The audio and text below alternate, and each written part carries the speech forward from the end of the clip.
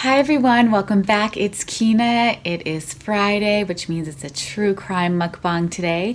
I am doing a seafood mukbang today. This is my first one, besides the little bit of seafood that I ate when I tried the bee love sauce.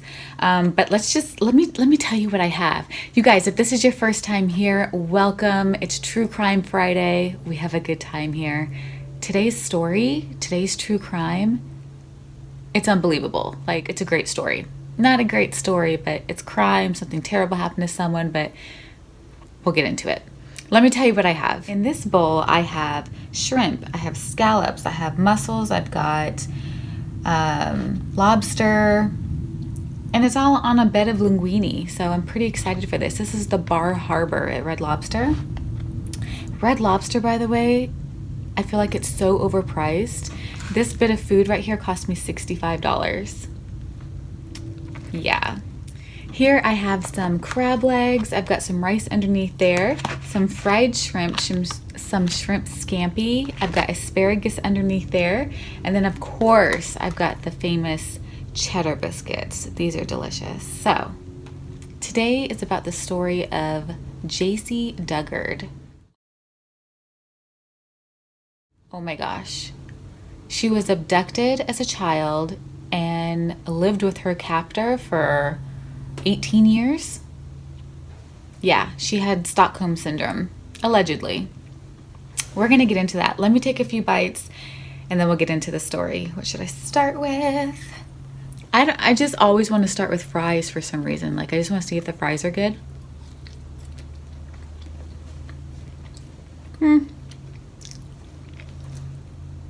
They're so-so. Okay. Let's eat a mussel.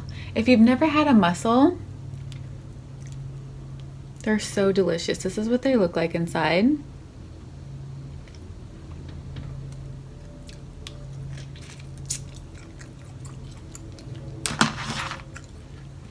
I can't even describe the flavor.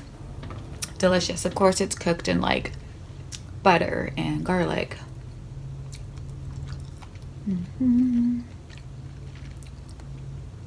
Some shrimp.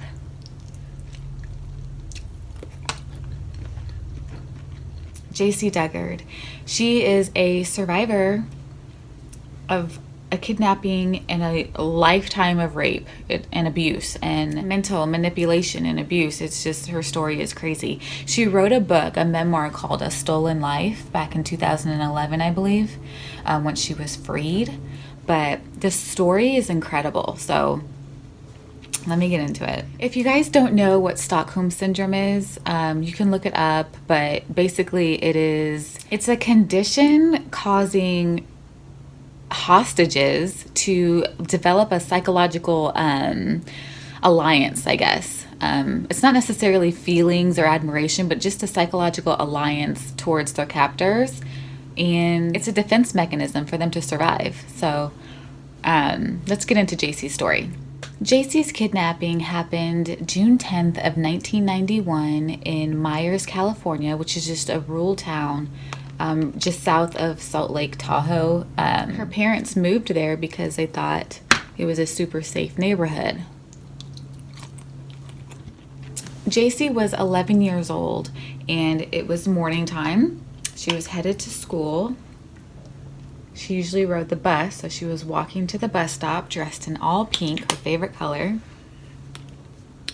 And a car stops right before she can get to her bus stop.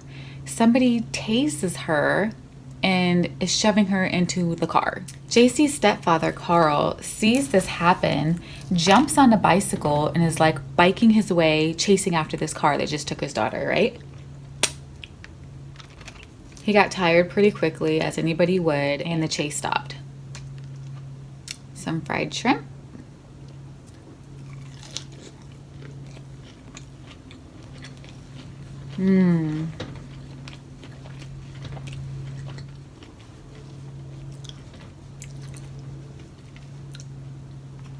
The abductors were Philip and Nancy Garrido, who we will call Philip and Nancy, okay?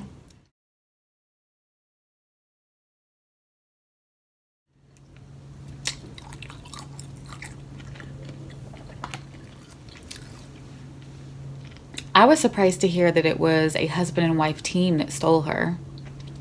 Nancy helped take her as a prize for Philip because she's crazy and so is he. Anyway, they drove JC almost 3 hours away to where they lived.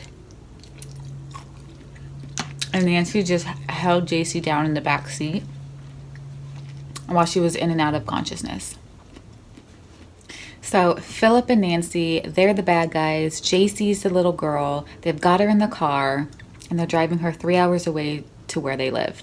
As soon as they arrive, they immediately take off all of her clothes. They take her in the house, take off all of her clothes, put a blanket over her head, and usher her to the backyard. Lobster tail. Look at all that butter. In the backyard, put that sauce on there. Philip had a bunch of like little storage units, and one of them was soundproof, where he had like a recording studio in there where he would record Christian music. Anyway, he put her in this soundproof storage unit and raped her because of course she's like in the nude, right? And then when he was done, he told her that there were dogs right outside and they were trained to attack and kill her if she were to try to escape. So he locked her in there, bolted it closed, and left her there.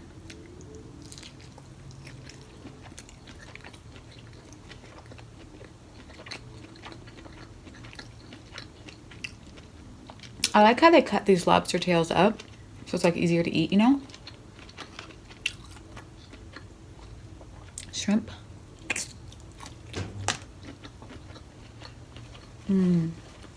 So this is how JC's next 18 years in captivity began. She was locked in this storage unit, and like progressively he would give her more and more things, but he would take her into the house, make her shower with him, rape her, take her back to the storage unit where she lived. It doesn't say if she had a bed in there or anything, but he would bring her like a TV to watch every now and then. He would visit her, tell her like amusing stories, bring her fast food and milkshakes, like things like that, trying to like buy her affection, I guess. This is the tiniest piece of crab I've ever seen in my life. Dip it in the butter.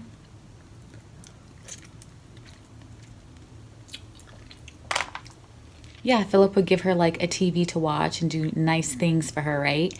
And then he would tell her that the demon angels allowed him to take her and that she was to help him with his sexual problems because society has ignored him.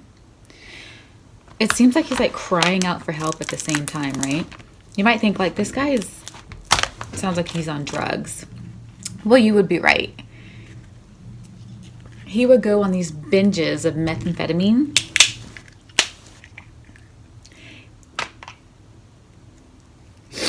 And just do weird stuff, like dress JC up, and like, he was just a weirdo. Abuse her, and then he'd like end the binge by like sobbing and apologizing. And then threaten to sell her to people worse than him. So he was just all over the place.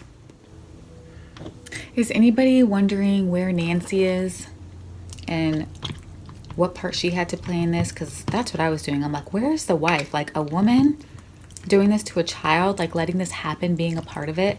How could she? You know what I mean? 7 months. This is linguine and scallop. 7 months into JC's captivity, Philip finally introduces his wife Nancy to JC.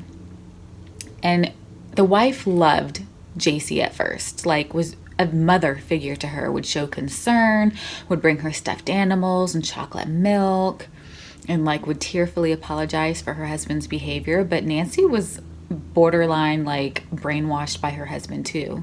Like you can tell she was abused and weak. Nancy was also a home health caretaker, so even though she did drugs every now and then, she was still like a functioning citizen of society, unlike her husband.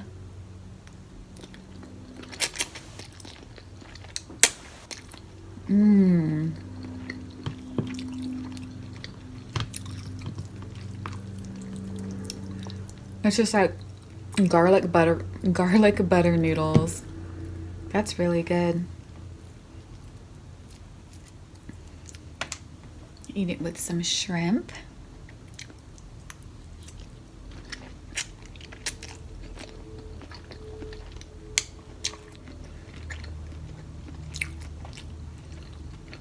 But Nancy also had her days where she would express jealousy towards JC. You know, like, I guess she was jealous of her husband's time with JC. I don't know, but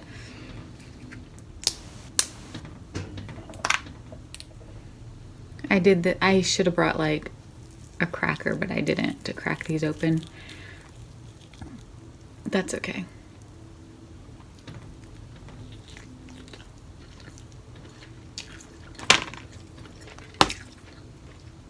That's my favorite part. The claw, because it's like so sweet. So yeah, Nancy would be jealous at times, and she would demonstrate cold and cruel behavior towards JC. And, you know, I don't know that JC really thought of her as a mother, but she really craved her affection and her approval more than anything. Maybe because she wasn't the one sexually abusing her, and those two were the only human contact she had. So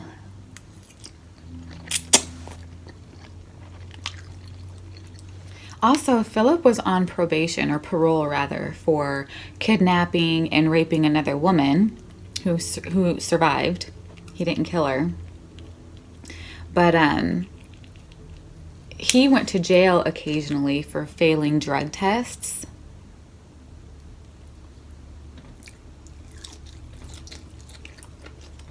And so whenever he would go to jail,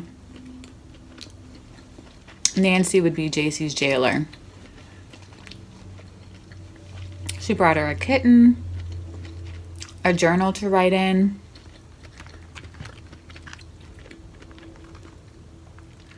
She'd be mentally abusive. That's the thing with this couple.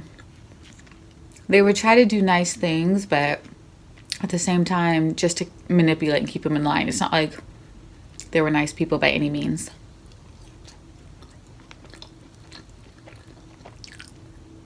They were just trying to do things that 11-year-old girls would like, you know?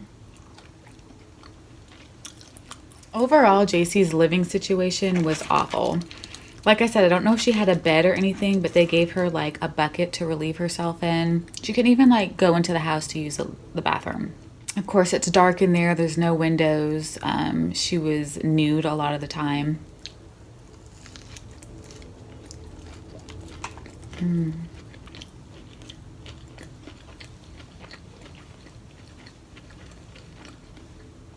I love cocktail sauce.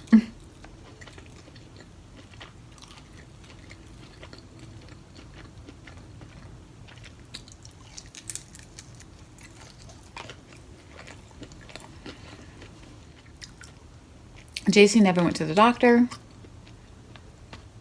She never saw a dentist. Her hygiene was only like what Nancy and Philip would allow it to be.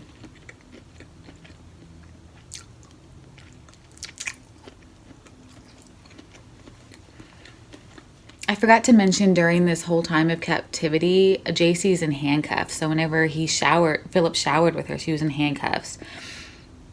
To go to the bathroom, like, she was just in handcuffs 24/7. So like, I can't imagine the discomfort, you know? But then 34 months into her captivity, Nancy and Philip gave her some freedom from her handcuffs. So even though she had to stay in that little mini storage, at least she was able to like move her arms around and be more comfortable, you know? It progressively started to get better.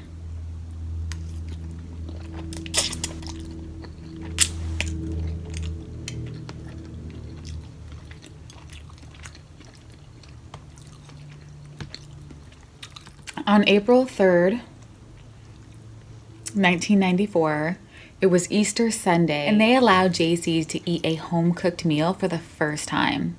And I was just thinking, oh great, because it's a holiday, Easter Sunday, she can finally have a hot meal, right?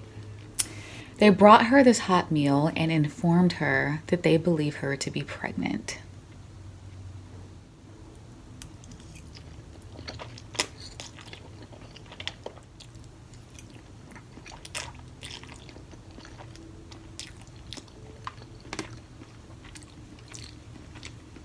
JC's 13 at this time and 4.5 months pregnant. Can you imagine?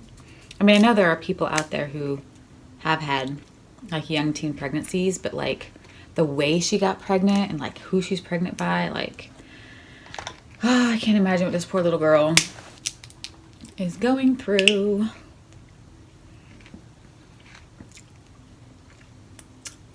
These are so teeny tiny. And just a quick little side note, JC's mom was looking for her like the whole time. She was holding like rummage sales, trying to put up posters and flyers like all over the United States, not just in their town, looking for her daughter. So her family loved her and was looking for her. Even the community got involved. They would put up like ribbons around the town just to show support for JC. Yeah. Okay, so JC would watch programs on childbirth in preparation of giving birth to her first daughter, because you know she got to watch TV sometimes. Yes, I said to her first daughter in August of 1994. Her second daughter was born November of 1997. She has had 2 kids now by Philip. Oh my gosh. And she learned how to take care of them and would teach them things and educate them from stuff that she learned on TV. This girl has been taken since she was 11. And now she's a mother of 2 daughters.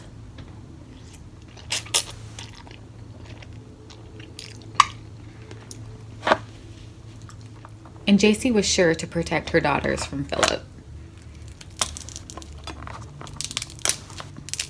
Philip apparently never harmed the daughters, so they were safe. Ooh, I found another lobster tail in here. Hey. Ah. That's a pleasant surprise. I don't have crackers.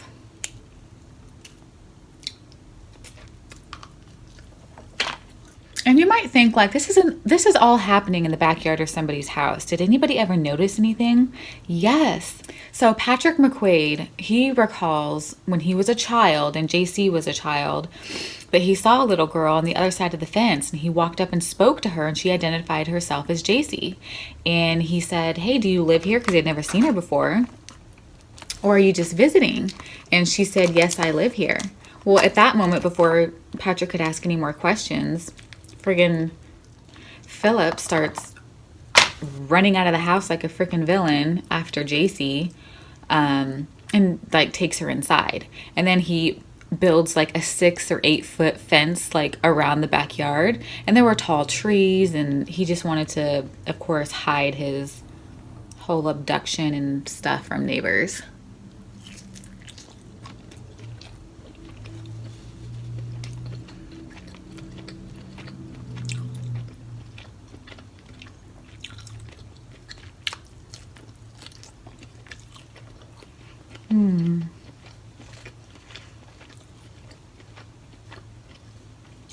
I think I like that lobster is like beefier and meatier, but as far as like flavor, the crab is better. But they're so tiny. I need to get, I'm eventually going to do a video of king crab, where I have like those monster claws and legs.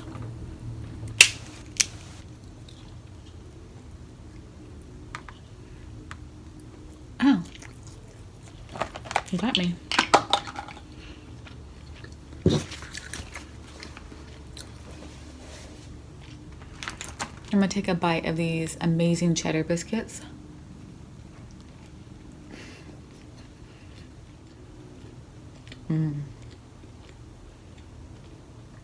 They're so good.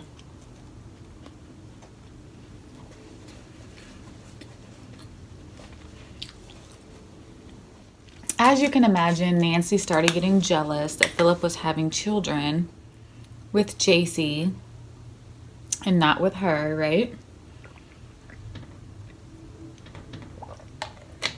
So to pacify her, Philip said, all right, these are the rules. JC, you are going to say that you are the daughter of my wife, Nancy, and your daughters are going to be her daughters as well. So JC, you're going to be the big sister to your daughters.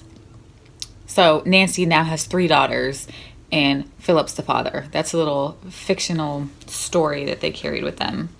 JC was now named Alyssa. They renamed her, I guess. And that was like the story that they told everybody.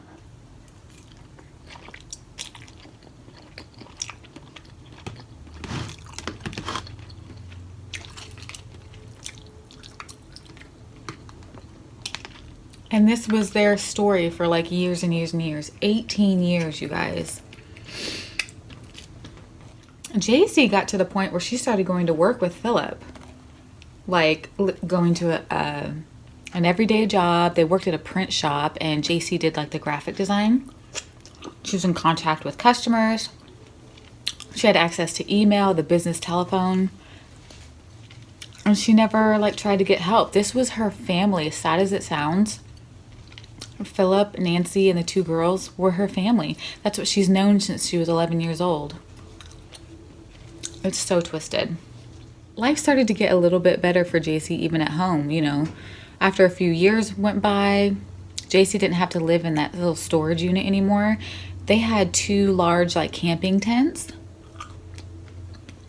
that had like a camping toilet and shower. And the girls rode bicycles around the backyard like a normal family. JC was even seen opening the door to neighbors, like answering the door.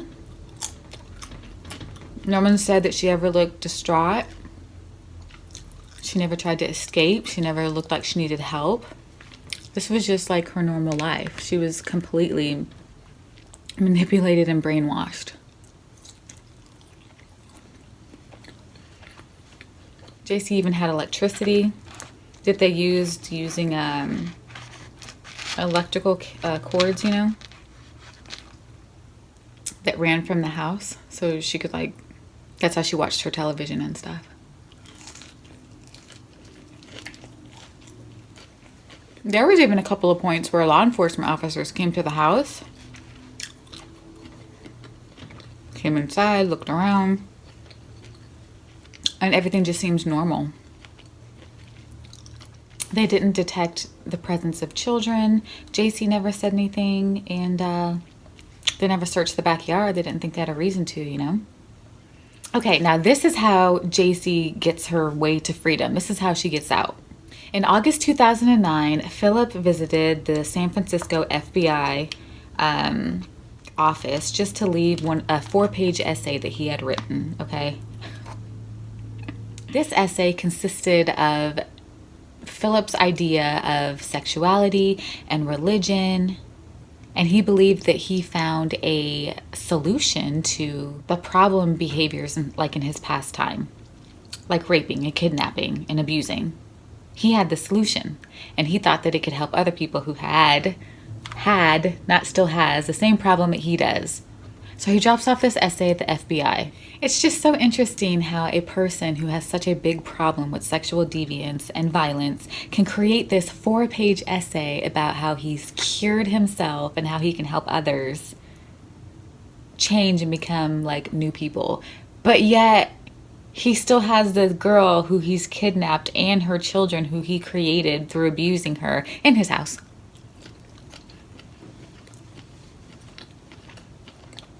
Yeah, you're a changed man. Sure. Okay, here's the kicker. He went to a University of California's police office just there on campus with his 2 daughters that he had with JC, okay? Seeking permission to hold an event there called called God's desire, because this guy apparently has found God and it's changed his life, and now he's like writing essays and thinks he can change the world while still participating in his crimes, right? God's Desire was the name of his blog that he kept at that time too.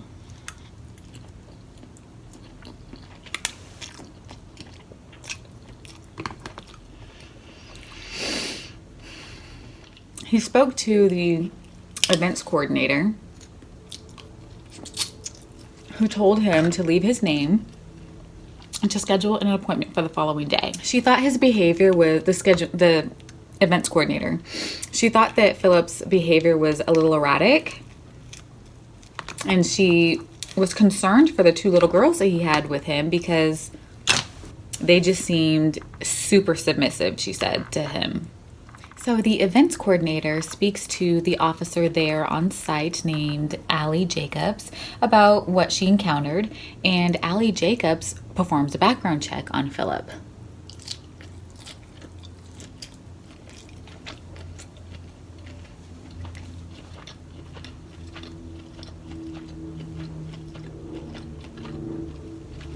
Oh, lobster tail. And what did she find?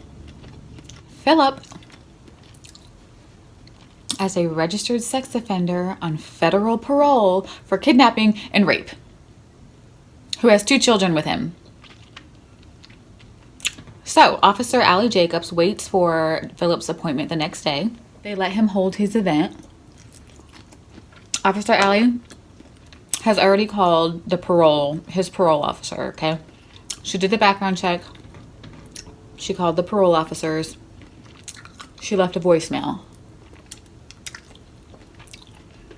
Well, she was watching Philip do his little spiel on how he's a changed man. And she was also watching the 2 little girls there. And she said they looked very pale, as if they didn't have any sunlight exposure. So she was concerned. And when the parole officers finally heard the voicemail later that day, they went to Philip's house. Knock, knock, knock, Philip. Guess who, right? I mean, the fact that Philip was with those 2 girls was already basis for him to be arrested. So they put Philip in handcuffs and they drove him down to the parole office. They spoke with the supervisor. And when you're on parole, you're not supposed to like travel very far away from your home. You have to have they keep tabs on you. So for him to even go to the university was like a violation against his parole rules.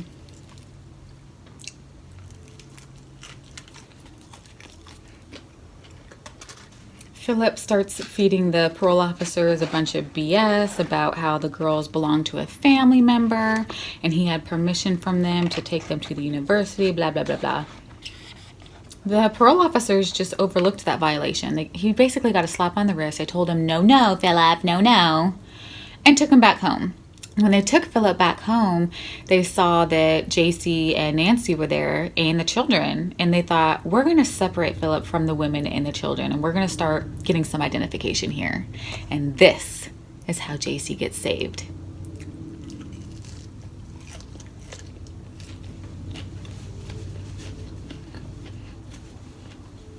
When the parole officers start asking everybody for identification, JC continues her role as Alyssa and says that she's like a battered wife and that the girls are her children.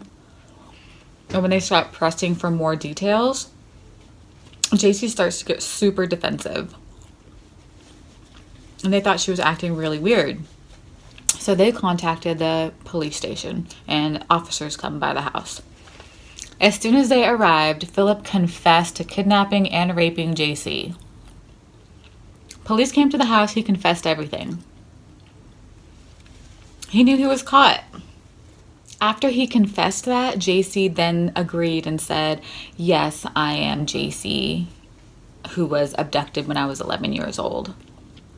I can't imagine like what her kids were thinking when they heard her say that. Because as far as the kids are concerned, Philip's their father.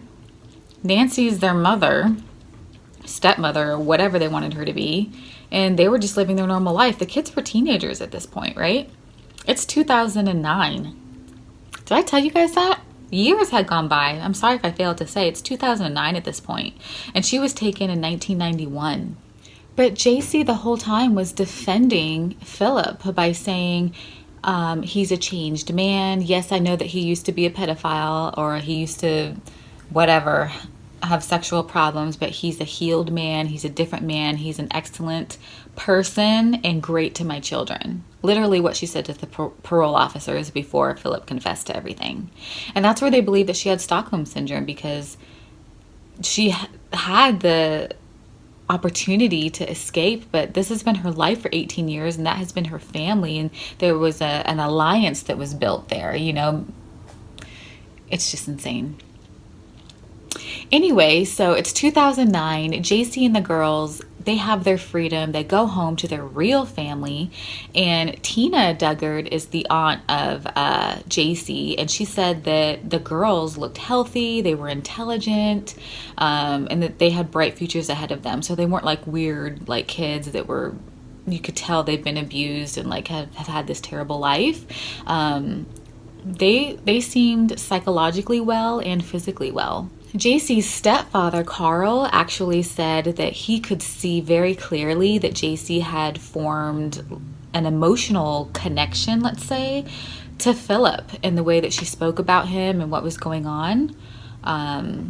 And the girls cried when they learned about their father's arrest. It was like devastating to them. That was their dad, you know. This is where things start to get happy. And the next year, in 2010, the state of California gave a $20 million settlement to JC and her kids for everything, for lapses caused by the correctional facility that was in charge of Philip. It contributed to her sexual abuse, continued captivity, the ongoing mental abuse, everything that she endured, because Philip was on parole and he should have got in trouble for being on drugs. He should have been in trouble for having children with him. He should have been in...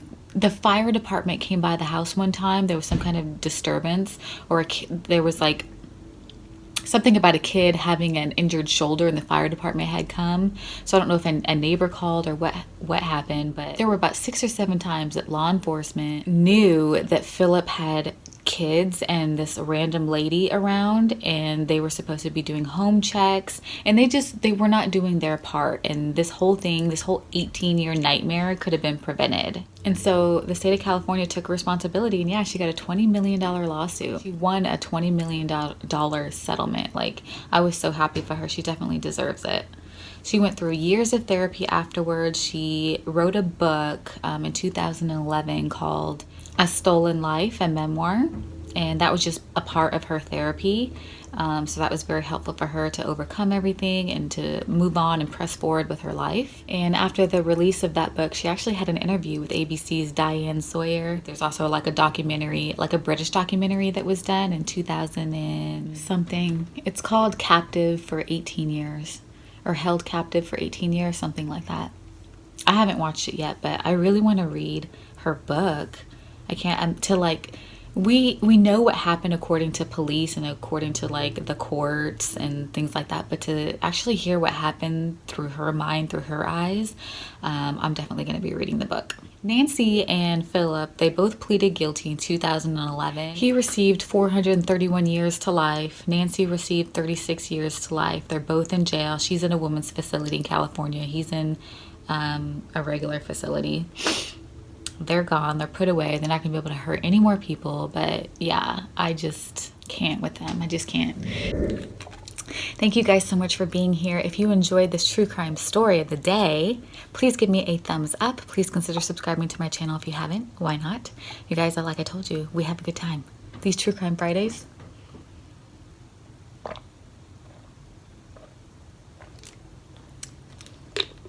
they're so fascinating to me. And I love that this one had such a good ending. I hope you guys are having a wonderful day. I hope you have a great weekend. I'll see you in the next video. Bye.